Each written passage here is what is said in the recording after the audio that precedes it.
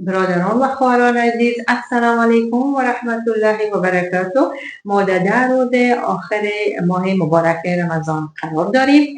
خداوند پاک ماه مبارک رمضان را بهترین ماه در سال و 10 شب آخرش را بهترین شبهای سال قرار داده.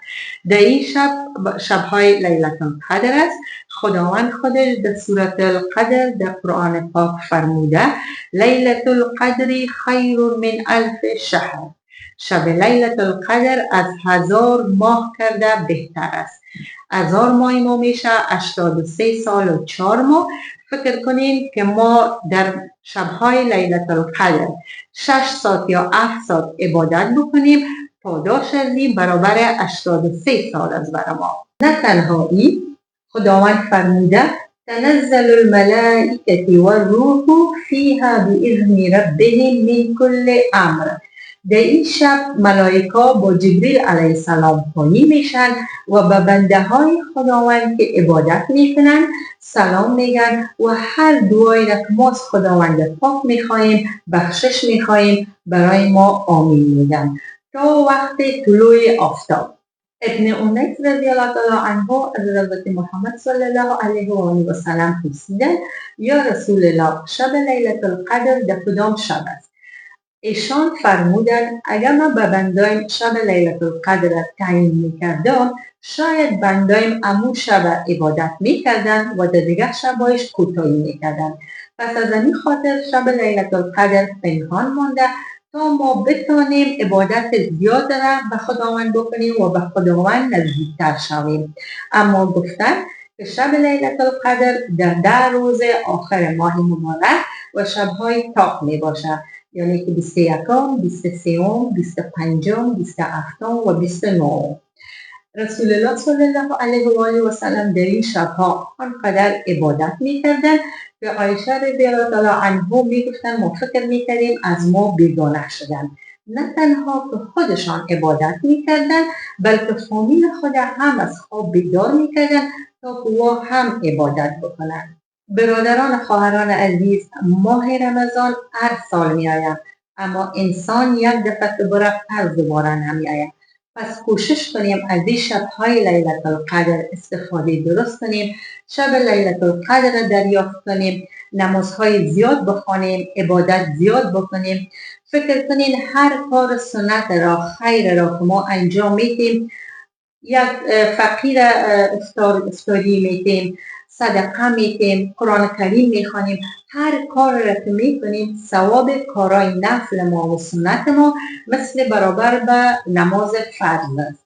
و هر کار فرض را که میکنیم، نماز میخوانیم، روزه میگیریم به رضای خداوند پاک، پاداش از 70 درجه بلندتر است.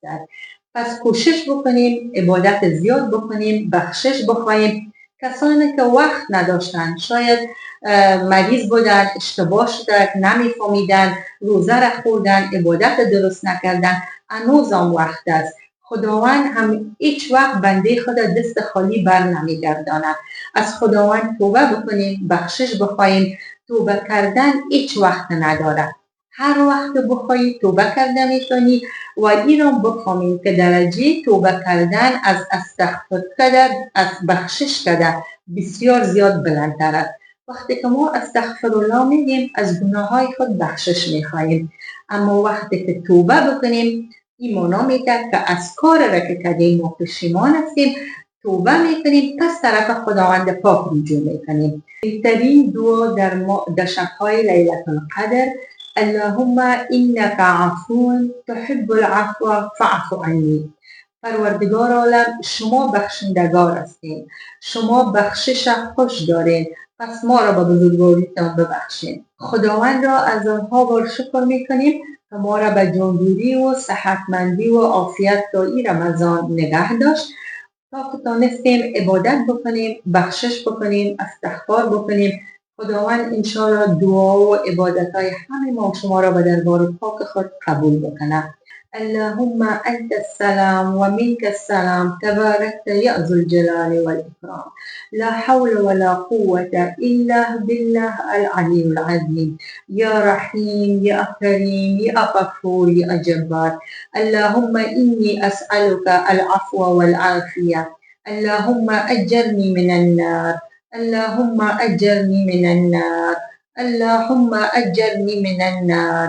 اللهم إني أسألك الجنة. ربنا تقبل منا إنك أنت السميع العليم. اللهم اغفر لي ولوالدي والمؤمنين والمؤمنات والمسلمين والمسلمات. یا پروردگار عالم، عبادتهای ما را به دربار پاکتان قبول کنید. اشتباه و خطایی که در قرآن کریم خواندن از پیش ما شده، در روزمره از پیش ما شده، شما ما را عفو بکنید. پدرها و مادرای ما را الهی جنت الفردوس نصیبشان کنی. از کسایی که حیات هستند با عافیت و جان جوری نصیبشان بکنی. همه مسلمان ها در هر کنج دنیا که هستند پروردگار آرام و صحتمند داشته باشیشان. مریضای ما را صحت کامل نصیبشان کنی. یا پروردگار عالم ما را در راه راست و راه نیک راهنمایی بکنی. ربنا آتنا فی الدنیا حسنة وفي الآخرة حسنة وقنا عذاب النار. سبحان ربك رب العزة عما يصفون والسلام على المرسلين والحمد لله رب العالمين.